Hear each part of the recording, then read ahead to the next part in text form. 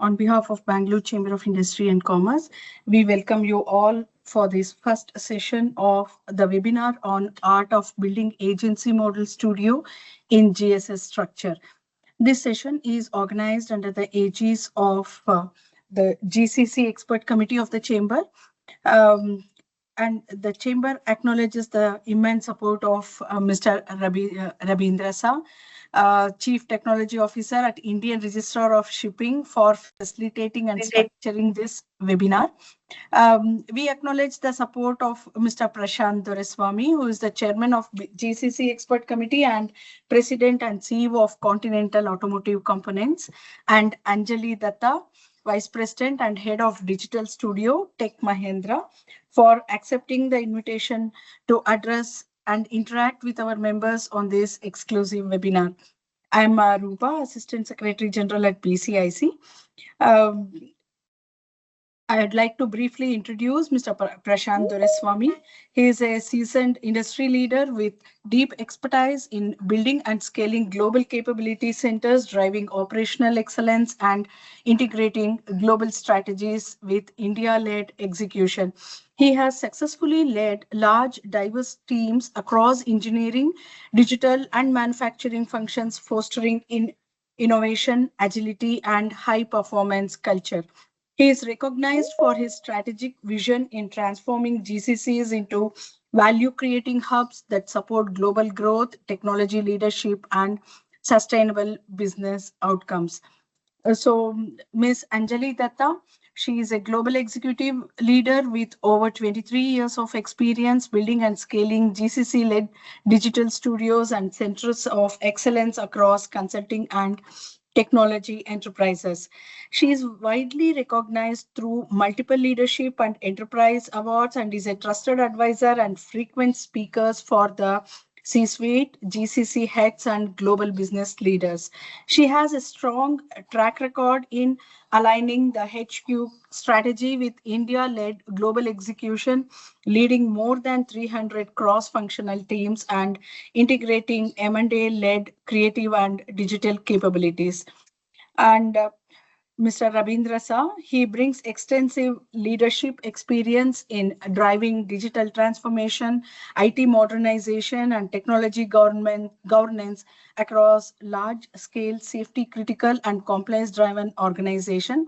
He is widely respected and recognized for building resilient technology ecosystems, aligning IT strategy with business objectives, and enabling innovation while maintaining regulatory integrity. Thank you once again to all the distinguished speakers for being part of this exclusive event. And now I hand over the platform to Mr. Rabindra Sa. Over to you, sir. Thank you. Thank you so much, Rupa ma'am.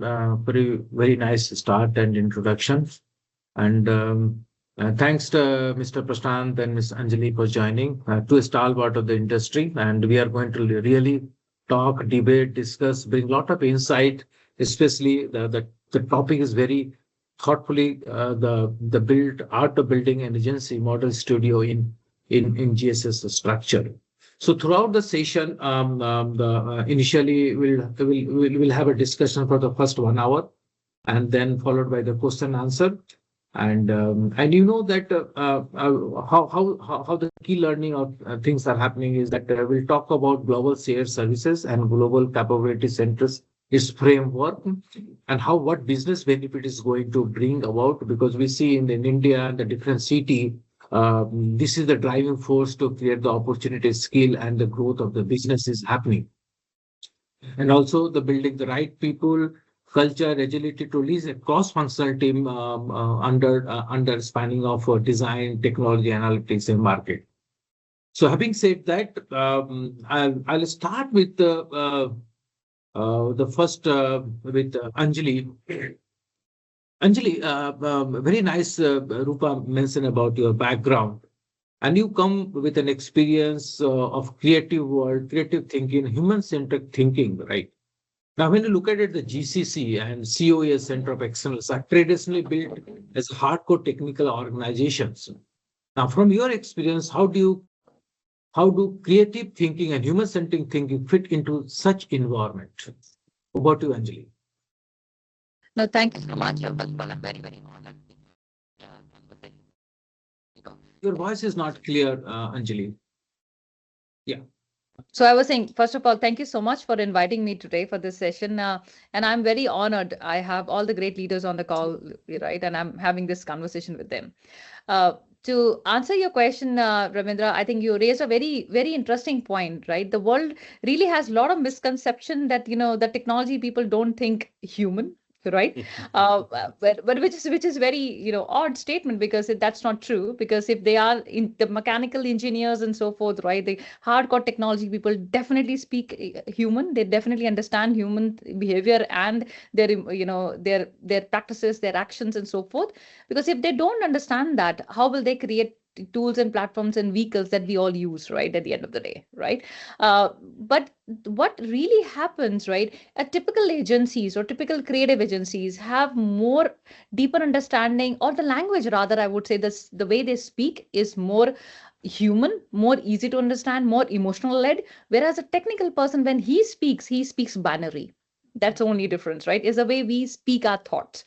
But it won't be correct to say that they don't understand human emotions, they don't understand human behavior or their actions. They definitely do, but their mindset and their outcome is more binary in the nature. Whereas for creative people, it is all, more spectrum is more wider, right? That's my opinion. I'll pass the same question back to Mr. Prashant. Yes, Prashant, yes, Mr. Sani, take up this. Very well said, Anjali. Binary to the creative world. Yes, Prashanth, your Yeah. opinion.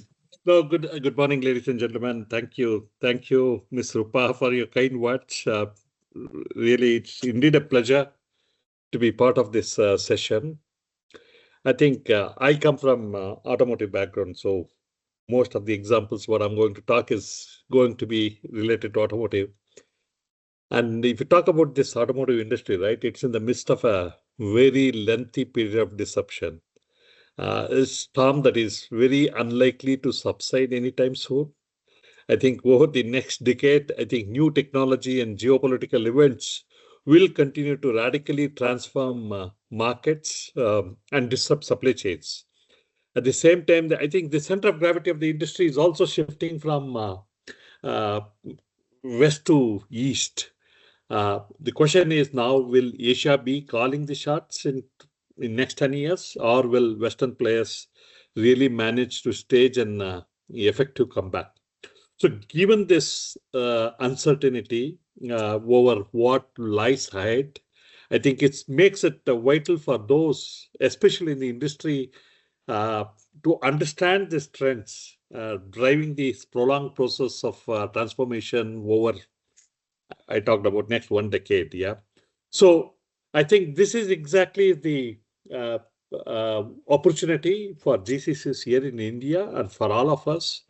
How do we make use of this opportunity to really build India as a strong innovation base for the future of automotive, I would say. Yeah, if I may add to your point, as you very rightly mentioned, Mr. Prashant, uh, see your industry predominantly it's all about, right, again, automotive, right? And today we are in at the age where automotive itself is completely changing, as you just completely talked about, right? Where we used to drive cars, now we are also talking about, okay, maybe they can run on their own, and I can actually just conveniently sit and then everything get done. Today, the smarter technology is also coming in, which also detects the way the driver is driving the car. Is he driving safely? Absolutely. Is he drunk, not drunk, and whatsoever, right? And then you can use all again automation. You're using AI to do a better predictive analysis of what better improvements mechanically we can bring on table. Now that Absolutely. takes us back to the question that we were all talking about, right? That your world definitely has a lot of people who observe, analyze human and human behavior, right? How a particular persona, right? That persona might be maybe a citizen who is 45-year-old, 50-year-old, when he drives a car, right? What he faces, what kind of challenges he faces. Whereas a female, which is youngster around, Absolutely. 21, 25, what she would need, and vice versa. So is it fair to say and think that your team also do that deep research and analysis and interview these kind of personas when you are actually designing this, when you're doing vehicle design and so forth? Absolutely. Just one example, yeah. Vehicles get tested against mannequin. For last 130 years, it's always been men-based. Yeah. So we used to take a reference because we never had a standard for a female driver. I'm glad that today, I think we are able to differentiate, because the way um, men drive versus women is totally different. And also accordingly, the impact of crash also varies according to the percentile, what percentile you fall in. So at least today we have a specification where it is two different things for men and women. Yeah, so that's to start with. That's to protect the safety. Similarly, I think there are a lot many other factors which comes into effect. For one such as, for example, user experience. Uh, uh, you know, maximum cars are left-hand driven. So and most of the people in this world are right-handers. So it becomes easy to operate on a right hand, the center screen. Just imagine people like us which has a right hand driving, while driving to use your left forefinger on the center screen to operate the screen. It's really, really challenging. That's where the designer's empathy comes in, keeping in mind the safety requirements as well. So these are some of the things, just few examples, what really we keep in mind while designing every single product. Yeah. So, Prashant, just I build on that, what you answered, right? Now, we look at the automotive in India and the globally, we say that the computer in a way, right? And nowadays we see the consumer buying, the user buying experience, buying is and requirements keep changing, right? So they are Absolutely. looking for a lot of features, functionality, ADAS, public ADAS, and then a lot of infotainment system, HMI inside is that. So when such functionality we build, right, to individualize and to create experience to the person who is driving it, right? So what is the thought process which you bring while designing this human-centric thinking, and which gives a much of a convenient experience and what process probably you bring in terms of UX UI designing. For instance, that's how do such things to factor it while considering such kind of product designing. Okay, so maybe even before I answer this question, what we are really today we are chasing is 6 mega trends, which is shaping our future irrespective of industry. Yeah. Which trends allow us to gain a very comprehensive view on the big picture, what we call as future. So understanding this really guides us to always towards making very strategic decisions that also foster our strength and resilience in tomorrow's market, which includes obviously customer at the center. What are those 6? Certainly, I think we need to keep in mind the demographic shifts. I think an ever-growing and an aging global population residing in urban areas render substantial demographic changes, right? So this is one change while developing a product you keep in mind. Second is certainly the sustainability transition. So evolving landscape of what we call this environmental consciousness driving the global shift towards what we call the fostering responsible business models for decarbonizing our planet. And the third is empowered society. I think growing emphasis on individualized lifestyles and personal well-being facilitated by technology and yielding new work paradigms that revolve around purpose and flexibility, what this today's young generation talks about, right? And fourth is next gen mobility. For example, you are talking about software defined vehicle. So how do we enable a seamless and interconnected transportation of both humans as well as goods while advancing the eco-friendly solutions? And the fifth being exponential innovation. I think this is the era of unprecedented scientific and also technological growth.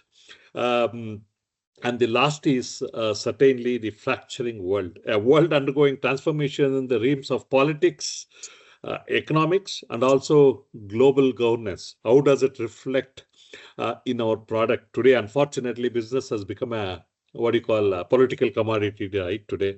Just imagine, recently we had a crisis from Nexperia in China, and before that we had this rare earth metal crisis, which we never factored in our even in our dreams that one day it could really eat us. So these are broadly the 6 mega trends which our strategy, be it be in the business or be it be in the product strategy, is based out of. And also we have learned lessons from this. For example, we invested a lot in autonomous mobility last 10 years, billions of dollars. But one factor I think all of us didn't consider is today's mileage accumulated in urban cities is just 10% of the overall mileage in the world. Number one. Number two, without understanding the consumer, whether the consumers are really ready to pay 10,000 to 20,000 euros more for this so-called convenient technologies, L2, L3, L4. I think today, if you ask me, today, all of us are in a big challenge. And globally, even in the advanced market, it has not gone above L2 plus. Whereas 6 years back, we were talking about L4 autonomous. I mean, just today is just an automated, assisted and automated functions. So that's why it's become very, very important for us to keep the customer at the center in everything what we do. So what it's you very said, interesting. Sorry, Ravinder, I'll just add, sum it up very quickly. It's very interesting, right? From my perspective, see, I represent the IT side of the industry, right? So we all create this kind of fancy tools, platforms, softwares, and do marketing and all that stuff, right? And for us, all of these things that you just spoke about, Mr. Prashanth, was, it's very organic in nature. When we talk about empathy, when we talk about, design, thinking workshops, right? And you talk about customer in center, right? All those things are very organic. And it's very interesting to see, right, a person like yourself who represent the manufacturing side of business also focusing and talking about these things, which is really great. So again, I'll pass it back to Ravindra. There are, we have, a lot of questions in terms of how we all, in my world, how do we, normally bring the technology perspective and creative together in an agency model? And what does agency model typically means in our world, right? And I can really speak about it in length, but we also want to understand from your perspective, how are you bringing that kind of mindset in your ecosystem? So as we proceed with the conversation, we will unlock those as well. Yeah, back to Ravindra. Thanks, Anjali. Prashanth, you mentioned about the 6 areas. One of the things you highlighted the customer centric. What we see in the globally, the OEMs, globally OEMs are investing a lot of fund and creating the community who are buying this their product, and this community is empowered to go and think and evaluate their own internal product and come up with the kind of creative world of feature functionality what they would like to have, which will give the better for them to drive. And those feedbacks are given to the OEM, and OEMs are giving fund to them to really go think, carry out the design thinking. They create the community of their buyer, come and sit together, so that they appreciate and get back the feedback what they have delivered. So that kind of feedback channels are being created, and I see that's one of the mega trend is emerging. Absolutely. So we have a variety of products, right? Varies from functional to user experience.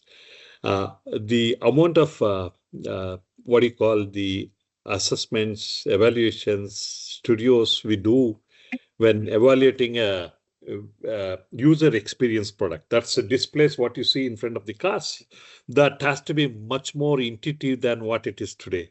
So to arrive at that intuitiveness, I think we need to take feedback across prism of customers, from youngsters to maybe 60 years old who's driving this car. So that's one certainly where we had value to our customers before even conceptualizing the product. We do a lot of this studios involving both our immediate customers and also the end consumers. And then which gets into a sort of a rendering, then the 3D schematics and how does it look. Then with that then comes in the functionality of it. So keeping the aesthetics, appearance, and the usability and the packaging constraints within the car, then how do you bring in functionality to that without any compromises? So these are some of the different steps what we do for, especially for the user experience. And the other extreme, for example, talking about brakes, electronic brakes. Yeah, electronic brakes is most safety product. And this requires a lot of testing, both on what we call a low mu, high mu. Low mu is what you test your brakes, traction systems, traction control system, multiple products on an snow. So for this, we get only twice a year opportunity. If it is in Europe, it's somewhere between January to March. Or if you lose that, then we have to go to New Zealand sometime in July, but it's more expensive. So there you evolve the haptic feeling of brakings, because when you brake, each one of us have their own interpretations. How do you ensure that it becomes really acceptable to at least 95 percentile of the population? At the same time, it performs in a way it has to perform. So this requires a lot of testing. Yeah. So there exactly the intention of the testing engineers comes into picture, where they do multiple testing and give that feedback of fine-tuning that to the software engineers. That's why their role becomes like a Formula One test drivers. So many of the Formula One test drivers are paid more than the Formula One drivers itself, because their criticality is giving this fine-tuned feedback to the software engineers to fine-tune the software. So I build on that, what Prashanth says, Anjali, is that he talks about a lot of technical requirement and the talent and etc. Now we're coming to the GCC. So how does this shift from bringing work to the talent to bringing talent to the work, changing the role of GCC and the studio models in the enterprise? Yeah. Your insight on this. Thank you. So what I will do, I'll also set some foundation in terms of a lot of people who are listening us might actually get confused. Why are these two people talking about studio all the time, right? What does it stand for in the first place? So let me clarify that for people. See, for many, many years, right?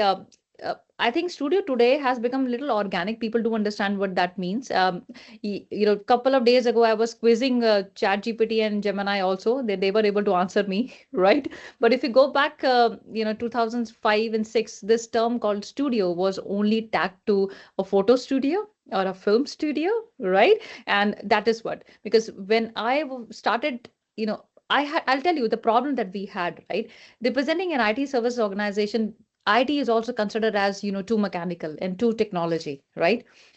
People used to think that we really don't understand, right, brand that much. We can build website applications, apps and tools and products that really solve the need of the customer. But do you really understand the human centricity? Do you understand the language?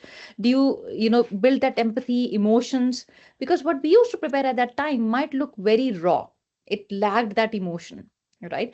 But if you talk about brand organizations, typical brand has typical agencies also they reach out to. They reach out to IT for heavy lifting tech build. They reach out to agencies for actually doing human centric conversation in terms of TVC ads, social media stuff, which is now a famous thing, but at that time it wasn't, or do a lot print and so forth, right? And then when we used to watch that TVC, right? For example, if you talk about any automobile car, right, or a vehicle, there used to be a lot of emotional connect. Hey, there is a feeling that you get when you ride a particular car. You are with your family, your kids are safe, everything is beautiful, and you're actually going through terrains and so forth, and it's all green. That is a beautiful way how an engineered product is communicated to an end audience, right? It connected with all of us. We built that emotion. We could really imagine, that I might be sitting in that car, right? And so forth. So those agencies were able to communicate all of that message more profoundly. So at one point in time, IT being, obviously having a muscle power, thought, hey, why can't I do that also in-house? While I'm doing heavy lift technology build, I can also narrate that communication. I can also bring that human language onto the products and I'm actually designing. And that was a start of something called a studio model or agency model within an IT enterprise, right? Or any brand for that matter. So it was a new thing. People started figuring out, okay, this is really giving us value. I can act as a one-stop shop for my end customer. I can also reduce dependency for a given brand. So you name an X brand goes to A for a branding communication, go to B for build and all that stuff. So there is some information getting lost. So can IT do that all? Yes, the answer was yes, by creating this kind of studio model, which will have creative thinkers, which would have technology people, which would have marketers all coming together. Now, a lot of people hearing me must be wondering, hey, what is a value from an ROI perspective or cost perspective we would have got? I understand, Anjali, we were able to bring things centralized, get more control of things, right? Deliver, good stuff, efficient stuff, stuff that connects with people. But how did you got more, more efficiency and more money in the system? Simple answer, you have more control and you have people within the organization who were dispersed and were not able to bring or add value independently. But if you bring all of those people together at one place, start delivering a lot of value, right? Which means bringing work to people, not leaving people to work. There is a difference, right? When we all are together, we can really do magic. But when we are separate, you really end up repeating yourself or repeating somebody else's job, right? So there is a lot of, misses that happens. Now, with that, I think a lot of people would have understood what these studios are. So it started with IT doing it, IT services doing it. Then a lot of bigger brands, right, started doing that for themselves. They created their own teams that would actually do exactly what I just narrated, right? Which is what Prashanth was also pointing out. He, in some shape and form, has also created the same kind of model, which can think differently, which can bring a third eye view, right? To what we are building as a tech organization or a mechanical organization, right? Our main domain is to build cars, fine. But who are we building it for? Are we considering something which nobody else has actually considered? Are we bringing somebody who can oppose and question the obvious? So these people, the agency model people, are those people who can challenge, question. They are diverse. They have no fear of, again, coming back and telling this idea doesn't make sense. This is not great, because they can question why. They can question obvious, right? So that's a base about what studios are, and also the answer to the question that Ravindra was asking. It's all about bringing work in or leaving people to the work. Yeah, thank you, so Anjali. So having said that, this questions to both of you, Prashanth and Anjali. We spoke about agency model studio in GSS structure. Now you see the India, the different city and different part of the India and the world. We are focusing building the GCC, right? So what is your insight that how it is going to help the city, different state as a part of the India as a growth, and not for the India, building for the world? So I will start with Anjali, then I'll go with to Prashanth. Thank you so much. And this is a great topic and I really love it. Let me just set some foundation here on this topic, right? Today, we talk about today. Today, I think it is understood that India can really do great job. But I'm going back many years, right? Where technology was understood, given that India definitely can do it, because we are we have that strength of technology people. We have a lot of youngsters, a lot of people with a lot of great skills who can really produce technology stuff. But creative was always a question because of two reasons. One was, will you be able to understand demography of somebody else sitting somewhere else? Right? Will you be able to appreciate of how the humans behaved in that at that land or there? Right? We have crossed that time also. People experimented and they realized at the end of the day, humans are humans, emotions are same, right? As long as you are able to understand human behavior, emotions, and ensure you're traveling, you're actually exposing yourself to the heterogeneous world, you will be able to produce something really meaningful. Homogeneousness is not something that anybody needs. Not even earlier also it was not even required. But we were in our own comfort zone and we thought homogeneous will actually give results, but it did not. So people started getting heterogeneous by making people travel different places, right? Meet different people, come up with different ideas, which were actually sometime not obvious ideas, but something unique came in because we questioned. And you can only question when you have heterogeneous on the table, right? So that is at that point in time. And I'm talking about 2005, 6, 7, and now we are in 2025, right? And moving into 2026, I think India has great potential. All India cities, right, have all that great thing which is about human talent that we carry. Plus, it's not about a technical skills that we carry. We as a country are so diverse because the language changes, right? Slightly culture also changes, right? Dressing changes after you cross few kilometers. That diversity makes us so unique, and it is basically our USP. We can adjust, we can deliver for any word, any people, because we are internally also very diverse and wide and very heterogeneous. So, the quick answer, we have talent, we have guts, we have a desire to do something, we have passion, and we are very heterogeneous. So India can do anything. Absolutely. Very, Yeah. very, very, very well said. Just to add to that, I think the modern automotive GCCs, I think, have evolved beyond their traditional role as a downstream execution arms of their corporates, headquarters. They are now really deeply involved in co-creating vehicle platforms, software architectures, and also the mobility solutions alongside the global OEM headquarters. I think if you talk about Indian automotive GCCs today play a very crucial role in developing software-defined vehicles. Just to talk about the evolution of vehicle, no? Maybe 10, 15 years back, if you had seen the vehicle, it used to be purely mechanical. Then slowly we started adding electronics to that. With that, electronics came in software. And today we're talking about software-defined vehicle. And the size of this business, the total size of automotive is 2.75 trillion in 2020. And it's projected to grow to about 5.4 trillion by 2030, and which is almost double. And most of this growth is coming from software and software as a service.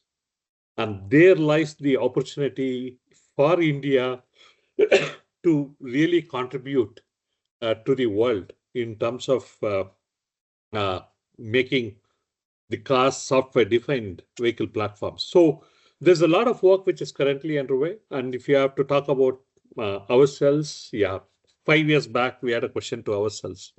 We said, how long you want to be defined by number of million lines of code you write? So it's a basic vanilla job in the sense. Then he said, how do we move from volume to value? And today, most of the GCCs are talking about the value creation and what's the value could create to your organizations, to your customers. And the opportunity is immense. As I said, today, nearly 40% of this automotive software, I would say, is developed here in India. And going forward, we have a huge opportunity. I don't think any other country can provide so much of talents to develop these requirements, which will come in every corner of this world. So that's one. And the second one is, I also a strong believer of sustainability. And you talk about sustainability. And you address sustainability through three things, right? One, certainly mindset. Second is change in processes. And the third is change in material. And that requires a lot of mechanical engineers.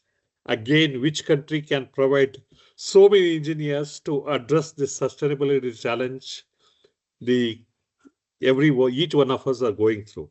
It's not only limited to automotive, across product lines. Correct. So I think these are the two areas I'm sure we have a huge opportunity. But having said that, unfortunately, we are not investing enough in innovation.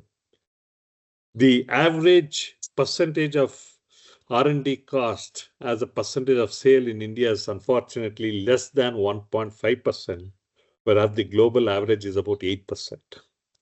I think if you want to be really be innovation drivers, I think all the companies has to start front loading the innovation part of it by investing even more than what is being done today. That's right. If you see, even it is less than 1%, right? Yeah. Even it less than 1%. So when we talk about sustainability, Prashanth, right, that brings a lot of opportunity to really do the innovation in terms of material, in terms of processes.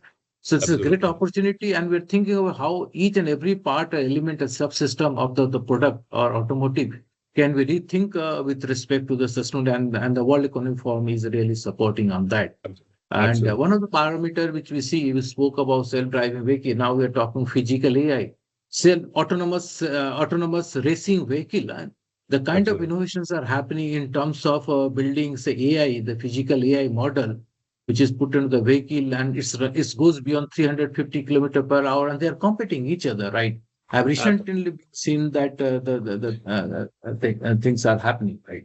Absolutely. For example, any ADAS function before it is launched into the market, usually we test for 1 million kilometers. Not all 1 million kilometers physically, more through a test bed, but some through physical.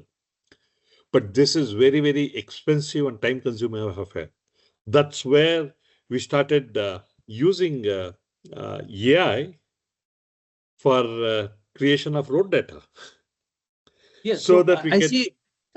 Yeah, so to add it there, in fact, I was just in this year, early January, I was attending session of Jensen, the NVIDIA.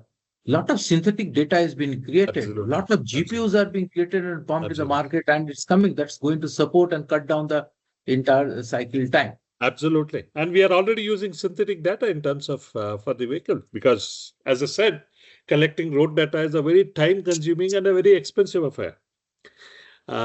So we are using AI today to replicate the city's situations. Yes, I know that the Conti or your company is working more than, say, the 5,000, 10,000 people, especially on ADAS and self-driving.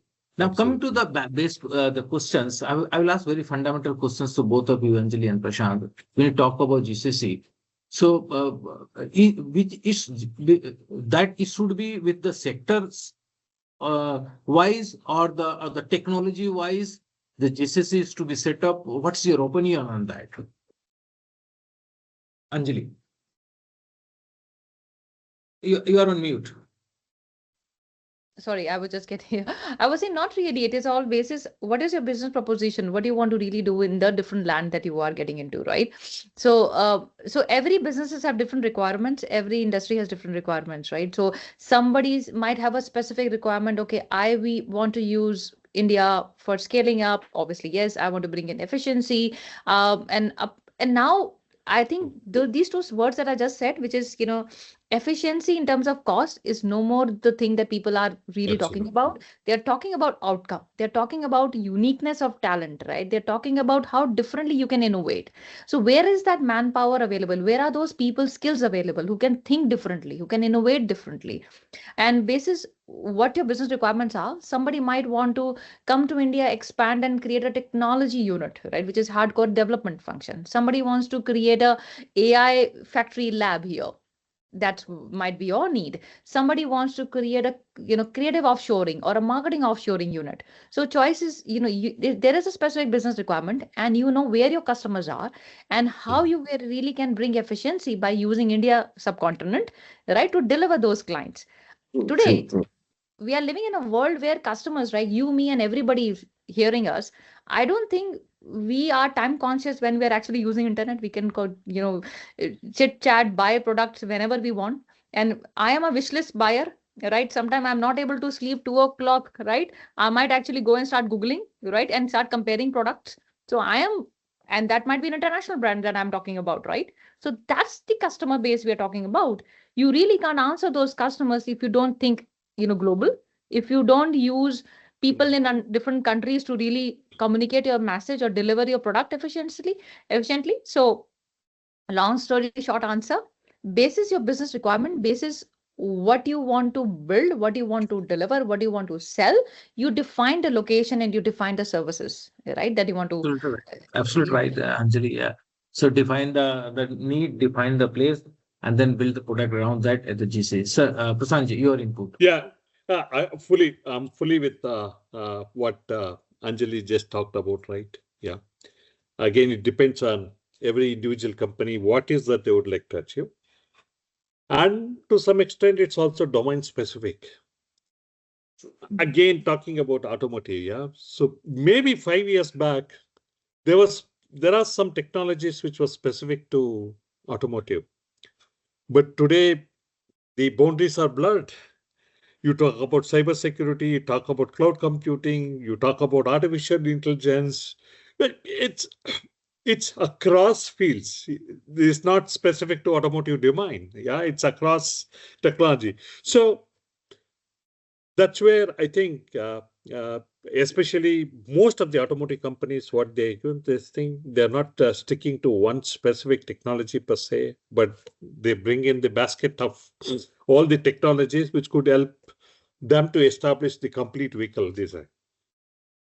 So if I may add a point here, 1 second, if I may add a point here, since we were talking specifically about automotive, right? See, any automotive client can actually think about using an agency or creating their own function here in India that does your marketing and communication, that does your creative production at scale, right? Maybe, build your websites and other things, right? So every brand will have those areas, specific areas they want to really do globally in a GCC structure or in a COE structure. Yeah. And if you may allow, Ravindra, I would just want to make one more point, which was regarding innovation, right? Which you talked about. See, innovation has, again, just being very honest and open here. Innovation, as rightly, Prashanth, you mentioned, right? We don't end up doing too much innovation, but because for doing innovation, you need time and you need space, right? You need funding, right? Today, a lot of organizations are actually double clicking on because everybody's talking about value that you're creating, right? It's an outcome-based business. As world is moving from, typical time and material model to more outcome-based, there is more focus on innovation, right? And organization, if they don't realize today, tomorrow, they will definitely, more funding will be dedicated and assigned to innovation itself. Otherwise, you're out of the game.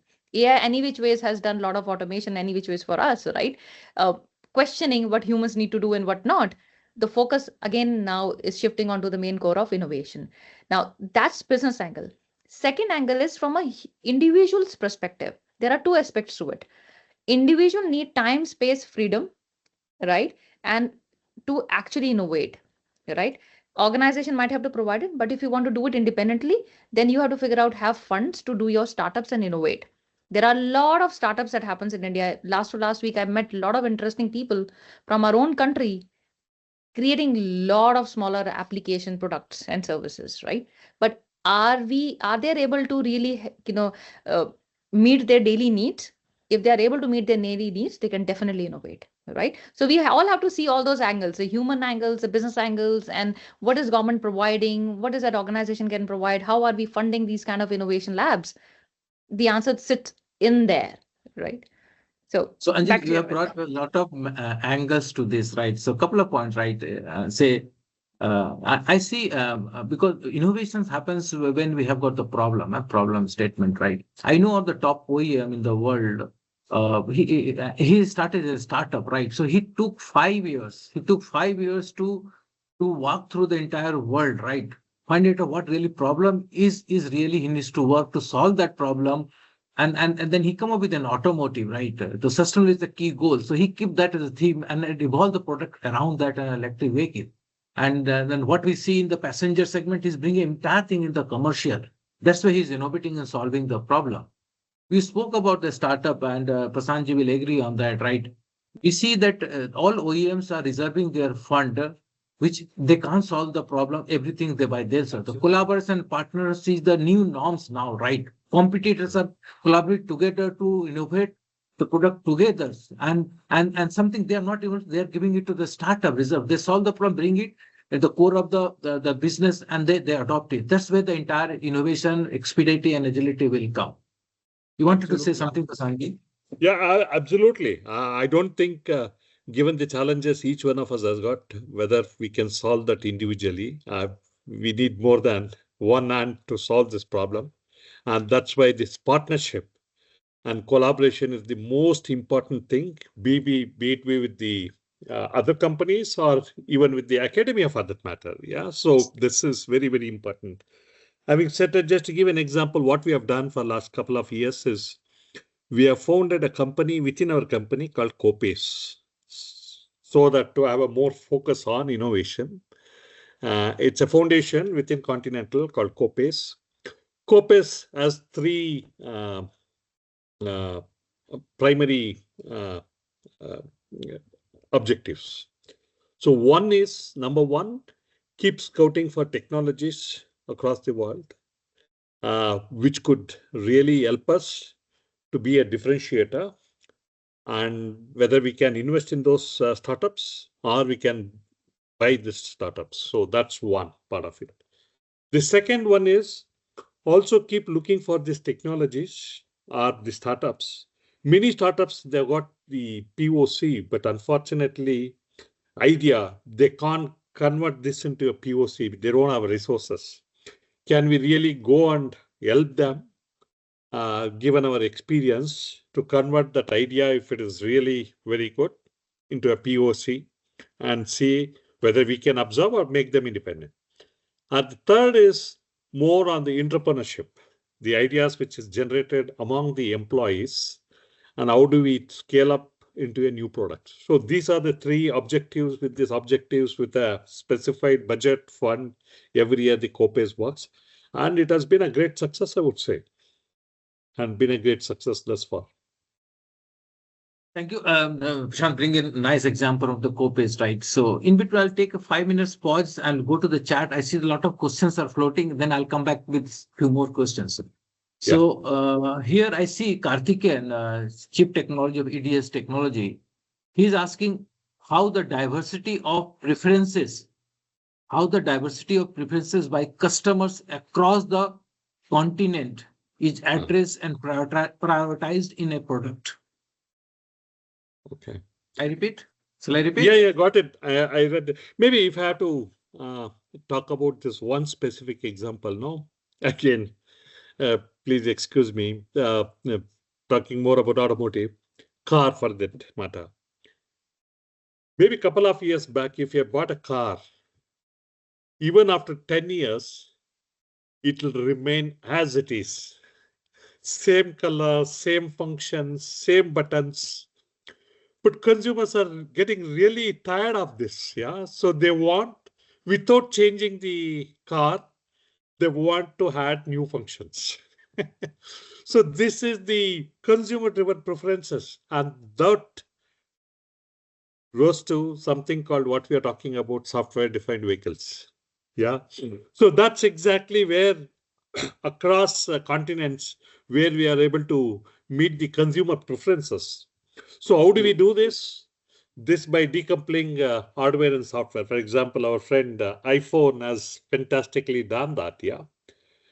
You have one iOS today, what, 22.2 or whatever, but same operating system runs on 5-6 different hardwares, including iPad. Yeah. So that's where we are trying to do with the software-defined vehicle. How do we decouple hardware and software? Second is, with this, you can deliver new features over the air updates. Yeah. Just an example. A couple of years back, BMW in Germany started the seat heating function as an option. You don't use seat heating complete year. You do it only during the winter. So you can buy for 4 months this function.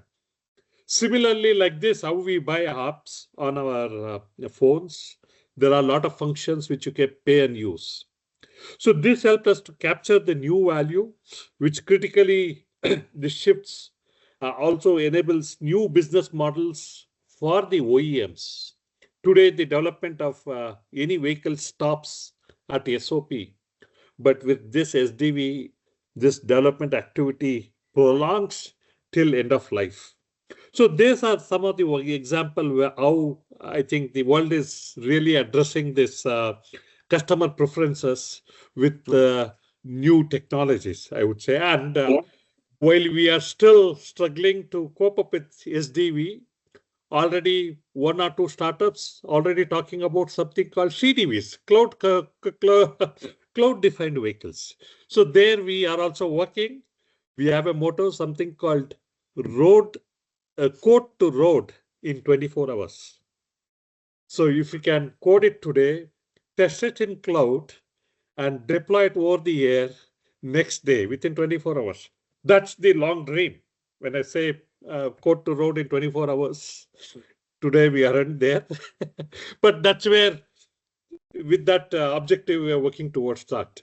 So that our ability to really adopt diverse customer preferences over a period of time without customer even not changing the vehicle.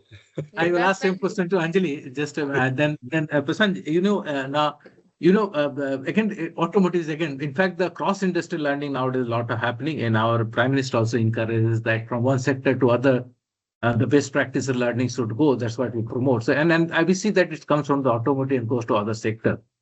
So nowadays we see the automotive is people less about talking about mileage and more of talking about the features, make camera, what other features. That's what is the buying experience and individual, the customer's preferences keep on increasing. I recently saw is that we are now talking wellness on vehicle.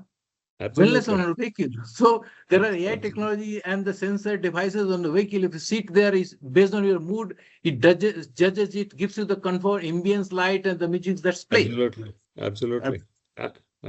So it's moved from HP to TB. Yes. Earlier used to ask what's the HP. Now we're talking about how much terabytes of data this can process. So same question, Anjali, to you also what I asked Prashanth. No, thank you so much. And it's a beautiful conversation that we all are having here, right? I'm really loving it.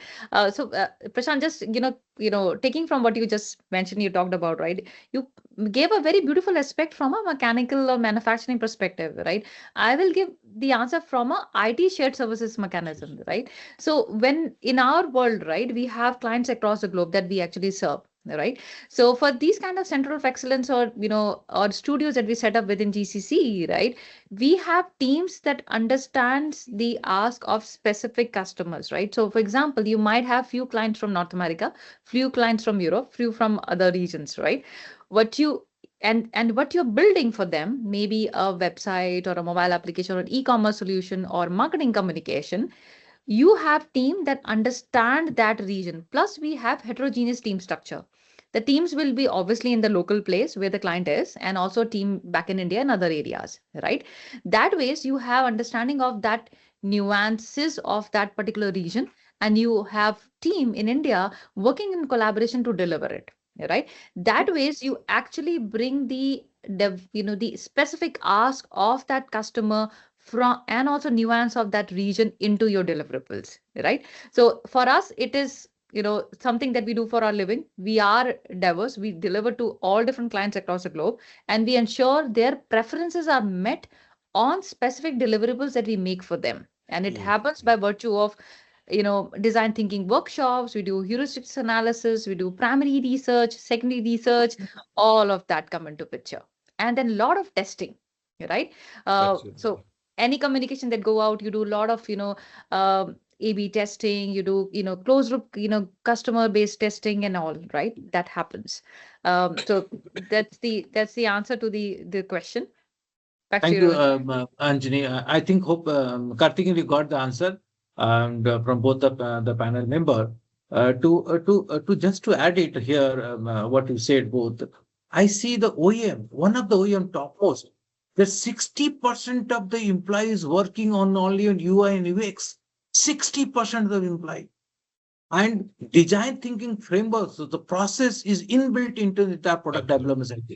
So that is now being adopted, though it's the framework which gives a lot of benefit, right? So coming to, I have got a very interesting question, Anjali, for you. I see how to measure quality. As a panel, one participant had asked, how to measure quality and value compared to compared to the more tangible process-driven outputs of traditional GSS functions while building an agency model studio. Yeah, that's very nice. Again, as I mentioned, we started our conversation, but really world thinks that the technology people don't think creative, right? And as I said, okay, no, that's not the case. It's all about how they voice, what is the vocabulary they both use. See, vocabulary is differently used by these set of people. One use more, spectrum-based vocabulary, emotional, right? Whereas the other person use more binary, right? And, mathematical way of communicating. And that's what it is, right? So the answer to the question is, I don't think the world will see any progress if we actually continue doing transactional activities, right? We all have to gradually move into transformative. But a lot of people must be thinking, Anjali, this is very, good to say, but difficult to incorporate. All the work that we get is actually transactional in nature. But my statement to the same, right? Within the transactional activity, there are a lot of opportunities where you can really find problems. If you're able to find problems, you will be able to find solution, right? And if you're able to question the transactional activity, you will be able to come up with some transformative moves thereafter, right? So any GCC model or any center of excellence, they all start with simple thing. Okay, there are these set of processes, there are these set of activities. You really just do that. So yes, that is the given from day one. It will continue to happen. But when you're doing that day one, do it so well, do it so right that you sometimes start questioning your own self. Am I doing the right thing, or is there a better way of doing it? Because when you love your work, you will definitely question, is this the only way of doing it? But if you do it just like a normal activity as your day-to-day activity, you will continue to be more transactional, and the life of that particular engagement will not be longer. So please love the work that we're doing, be passionate about it, question your own self, because if you love your work, you will definitely question, you will find a better way of doing the same thing, and hence you are more transformative, right? Oh, I hope that answers. Yeah. Thank you, Anjali. So thanks, so very beautifully answered. Now I'll move to a lot of questions are floating. So question now both to Prashanth and Anjali. I will start with please. Just to have a different Please. perspective on the question on the quality the gentleman asked. Yeah, this is the lessons learned or in the process of learning. Yeah, as conventional companies, be it be OEMs or be it be tier ones like us, for last several years, more than 100 years, we are used to certain way of doing business. For us, the safety comes first. Our philosophy is, if you don't achieve zero defect, you don't launch the product. That has been taught to us for last 130 years. Yeah. Now, with so much of technology coming, there are a lot of new players with the software increasing in the car. There are a lot of new players, and especially more so from the software side. And their philosophy is, you launch and then fix it over the air. So there's no right or wrong, but I think both of us have to learn from each other. Correct. We conventional companies have to learn that agility, speed of and they thinking differently. And the software companies who doesn't have any experience of really building a car, they need to learn the other aspects of what safety is all about. So it has to learn from each other, I would say. Thank you so very much. I just really love what you just said. And, this is really great. So let me double click on what you just talked about, what you just said. See, that's where most of the time we misunderstand, right? Traditional methodology, and I gave a lot of secret answer in my statement that I made, right? Quality. What is quality in itself? Quality is a subject to what I think is quality. My perfect might not be your perfect. Your perfect might not be somebody else's perfect. But ultimately, when we talk about something that's going to be impacting a human life, if you're building a product that impacts a human life in a, if it is a product that you're making where people will be riding and then going, right? There is a huge challenge in terms of safety. There is a huge consideration in terms of safety of the individual, right? Well-being of the individual. What are those things that I can definitely not test and fail fast, right? I cannot. There is no, I cannot do it. But there are areas like some fancy stuff. For example, driver is sitting in the car and he's driving, but he's not in control, or you change the color of the environment. That is good to have feature. It is not a must feature. That is something we can test, try, experiment, and launch maybe later on, right? But there are something which is big no. You can't experiment. Right. So we all have to ensure that both ID engineering experts, the human-centric, people, and hardcore technology people really come together and figure out what are those quality metrics, what are those good to have features, what are those features that I can, I definitely cannot ignore, right? And the metrics has to be 100%. Figure that out jointly and then go for it. Then it makes sense. Otherwise, you can have a car going on to the road, right, and having probably complications. It actually stops. So I don't want to name a brand, but it actually happened with me. I bought a new car and we were on the road and it just stopped. And just said, excuse me, what's going to happen? And there was some problem with the software. And I literally had to do nothing. I could not even come back home. I'm on the road, just standing. Absolutely. So, that's why in this piece of technology, if software is faulty, it's annoying for a consumer. In a car, if the software is faulty, it can be fatal. So that's the difference, what we are talking about. Right. So I love the one quote which Prashanth said, right? So you launch the product and update in the year. So coming to, I think, were very, again, interesting questions. So what are the challenges faced on adopting to cultural or geographical disconnection on operating GSS globally? I repeat, what are the challenges faced on adopting to cultural or geographical disconnection on operating GSS globally? Any one of you? Can I answer first? Yeah, so, please. Yeah, sure. Cultural problems will always will always be there when when you're trying to build something somewhere else and you're from a different place, right? So what we need to really do, we all have to create hybrid structure, ensure people are traveling, and I'll just make one interesting statement here. When you have to set up any GCC model or any COE model, anything that you want to do, there are three major things, which is people, process, and technology. Process and technology we can fix. People aspect we can't fix. It is difficult to fix. We can fix, definitely, it takes time, but you have to have some art, right, involved to fix it. What is that art? Art is when you go and meet people, understand the demography, understand those people, understand them as human. Today, the world, we most of the time we think we can really do this job by actually being digitally present and then seeing each other, right? And sometimes keeping our camera switched off, but you're not seeing human being as whole, right? You are just hearing some voice. An individual is a complete individual with a lot of things that comes right now. If you see me and Prashanth and Rabindra talking, right? We have kept our cameras on. You can hear us. You can see our expressions. You can see when we are smiling. You see when we are sad. There is a whole human being which is in front of you, and you can really understand, which is sometimes not even spoken. So when you set up any GCC model, any structure, cultural thing is something that you have to understand, and that you can only understand when you honestly make an attempt. Go and travel, be there in that land, meet people, understand what are those unique things that they have, what are those genuine barriers that they have, and be empathetic about those barriers. If you're not empathetic and knowledgeable about those barriers, and you have not even got your hands dirty your own self, you can never set up a good, successful GCC model, right? And that's all about culture. That's all about knowing each other's culture and then delivering something which is meaningful. Yeah. And back to you, Prashanth.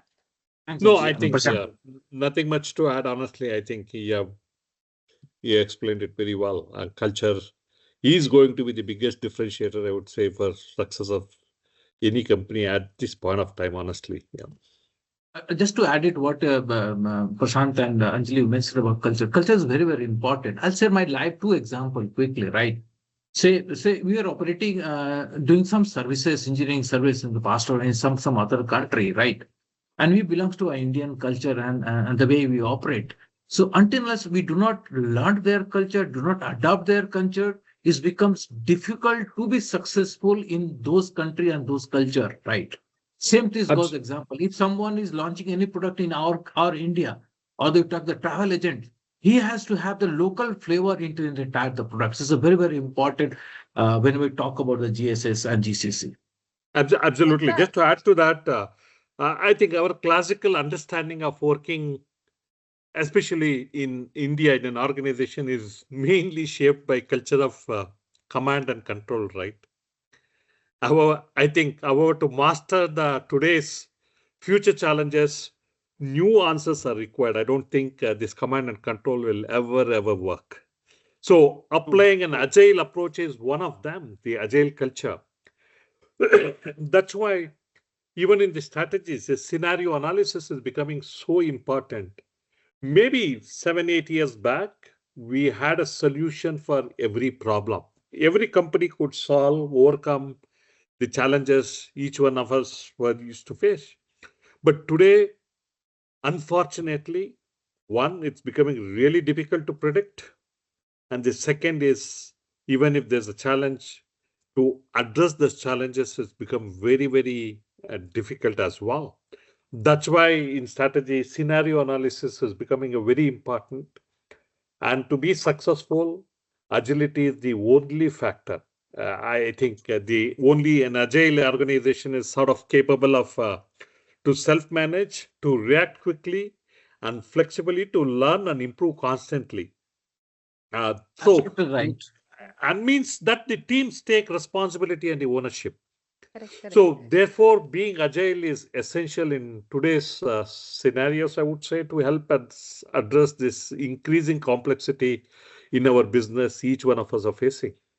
Yeah, and if I may Just add a couple of points here. Sorry. Yes, please. Because this is a I've got very many interesting. questions, short answer. I've got very interesting and difficult questions to be asked. Okay, cool. But even culture is the most difficult question, to be very precise, right? Because that's the problem still not solved. So let me tell you, right? Lot of people that we meet, lot of global leaders, right? They still come and talk about, okay, I really, we have been setting up these big GCC models, right? There are teams globally available, but we still feel, right, the people don't understand what we are talking about, and we don't understand what people are talking about, right? So this problem will always be there, and it will always happen because this is a problem with humans talking to humans, right? And we normally use a lot of tools and processes to solve that problem, but we don't use humans to solve this problem without the use of tool, right? Now let me simplify that statement that I made, right? Seeing people in whole, talking to people human way, right? It's not only just going out and passing time and having tea, drink, coffee, and then you will solve it. No, make a continuous attempt. Get yourself immersed, work with team that's sitting in a different location. Consider yourself as you are the one delivering from a different land, and then you will understand when the wrong information is given or when half-cooked information is given, what kind of challenges the other person face, right? So wear those, just wear those shoes, wear that hat, and then you'll be able to understand. So not always, a lot of maths and science would solve it. These things are solved by use of art, and art is actually speaking simple. Getting yourself out from all the biases. See, we can remove biases from all the AI engine because of heterogeneous, but human bias is still difficult to really conquer. But when you're able to do it, you can set up model for success. But do that hard work, be that leader who wants to do that hard work. Yeah. So absolutely right, Anjali. Absolutely right. Very well said. So just to add it here now, the traditional way of leadership, the past and the current leadership is entirely different from the current set of people with whom we are working. So leader style at the top level is also keep changing, and that's need to adaptability, agility needs to be there. That's what Prashanth is talking about.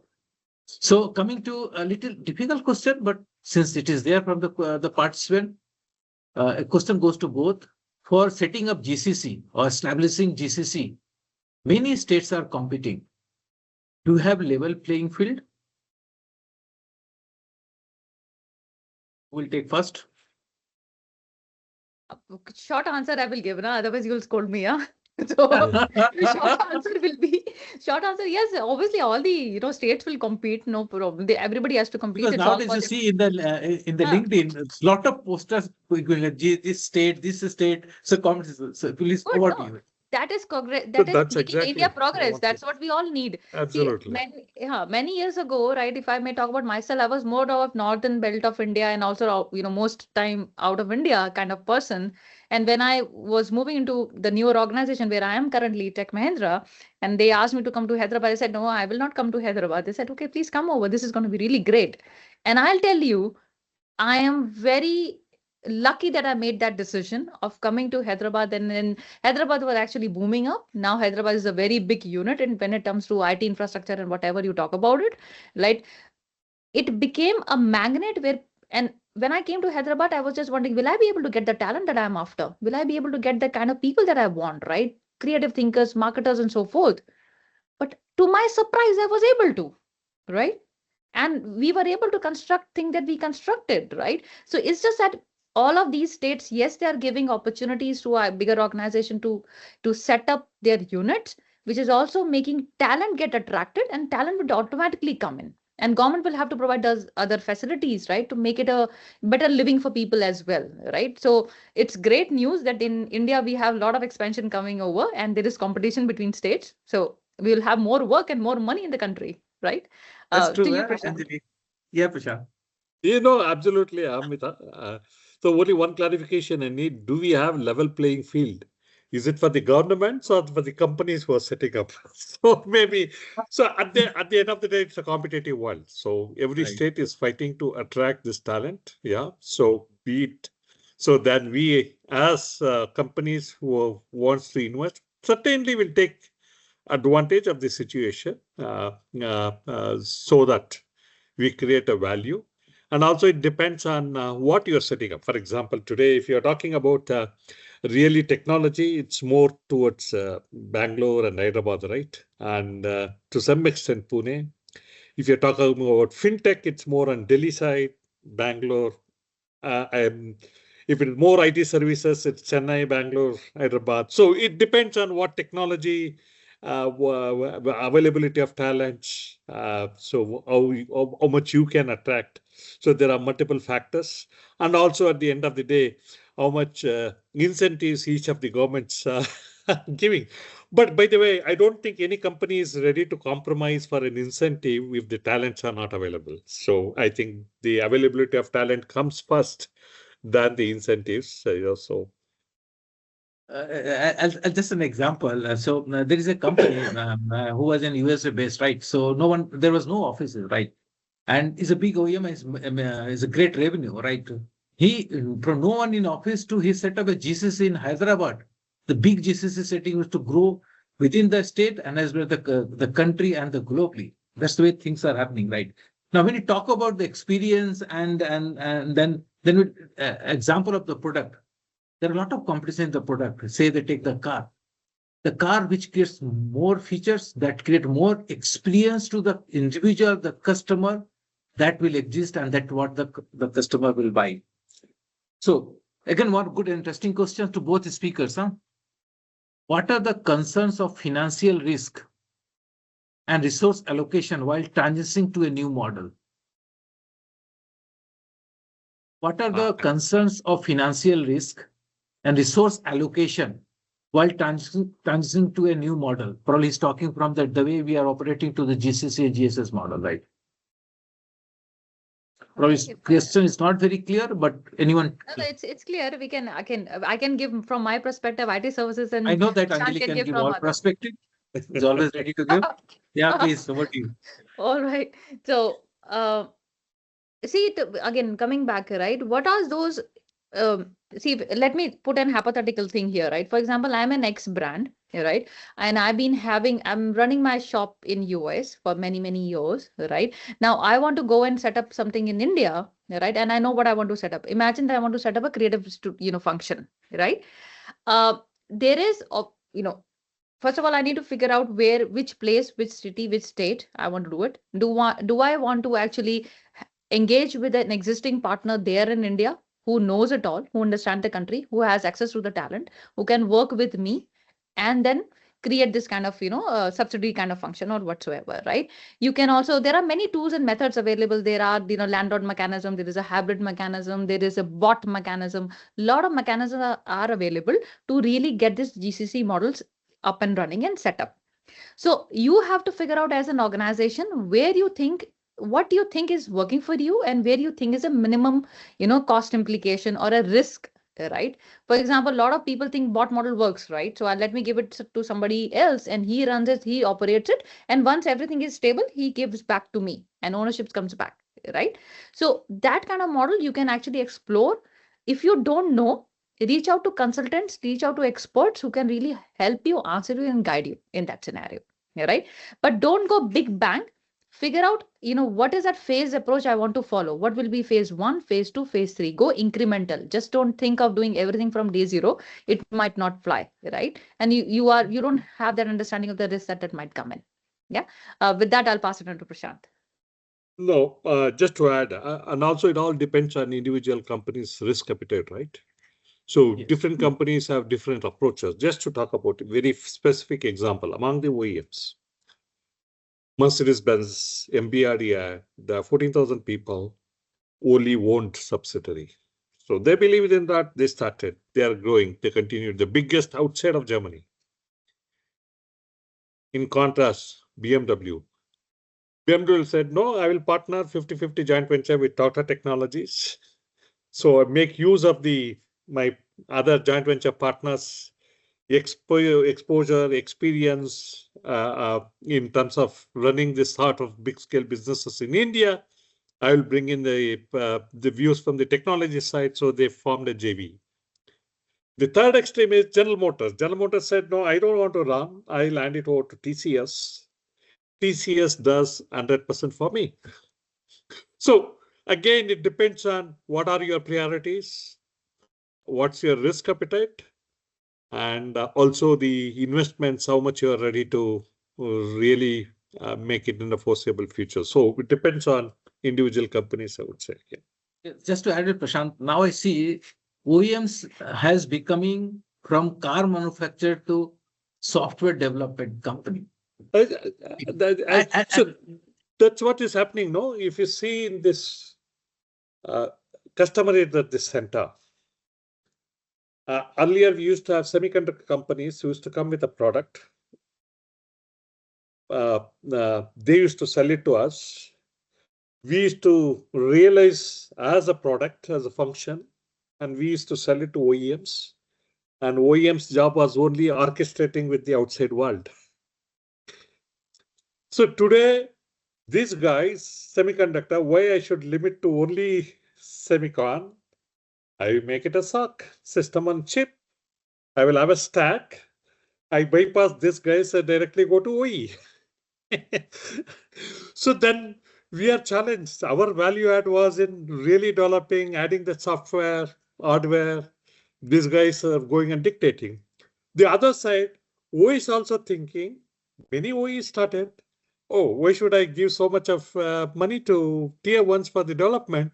Let me start developing my own software for myself. And many of them continue to struggle. And you have seen what's happened with one of the biggest European OEM and what's happened with one of the biggest American OEM. A couple of years back, they was talking about we are sick and tired of dealing with the likes of Bosch, Conti, ZF and all. They said they'll start on their own. It's not an easy business. So that's where the value addition, what you bring in, is going to be successful. Yeah. So that's a beautiful point again, Prashanth, you just mentioned, right? It's all about people thinking that they can do it in-house, right? So that in-house itself, it has to be thought through. So people sometimes actually say, okay, cut, having third party do it, I will do everything in, right? So you just made that very sporadic move. It will not work. Have the guidance and consultants always involved with you. Then you gradually start building things in-house, right? Because if you start to mature your people within your own organization who are hardcore thinking in one direction, you really can't bring the change, and you will end up jeopardizing what you intend to build, right? absolutely. So have that kind of outsider coming in, giving you guidance, consulting services, and then you gradually build your internal thing, which is the bot model I was talking about. Absolutely. Other way, you are building for the customer, and gradually you become the expert and build your own vertical, right? So I was talking to specific to one OEM. So we have got 4 minutes to go. So we'll just wrap up. So one summary, quick round for all the participants from both of the speaker. Quick words, summary, and message to the all participant. I think from my perspective, the two differentiators in this fractured world, a competing world, if you have to remain successful, one, certainly from the leadership perspective, I see two types of leaderships. One is value-based leadership, that is to run the business, at the same time having a transformational leadership to change the business. So this combination of this is very, very important. And the second one is, I don't think we have an answer for every problem, what we are going through or what may come in the coming years. I think the only way we could address them is through collaboration and by being really agile and adaptable. Thanks, Prashanth. So we can't solve all problems. So collaboration partner is the key, and value-based leadership to the transformational leadership. Very well said. Quick takeaway. Yes, Anjali. Sure. From my perspective, I think I will go back to the subject of topic of this session today, right? That was, art of setting, GCC model or center of excellence, right? And I'll leave people with the thought process. Why the subtitle was not science of creating a GCC model, why it was always art, right? Sums everything for itself, right? Because it's all about talking to humans the human way. We are building things, products and services for human. In between us can be, the agentic models and whatsoever, but ultimately you are designing things, making things for human beings, right? And you can only do it when we have following things in our perspective.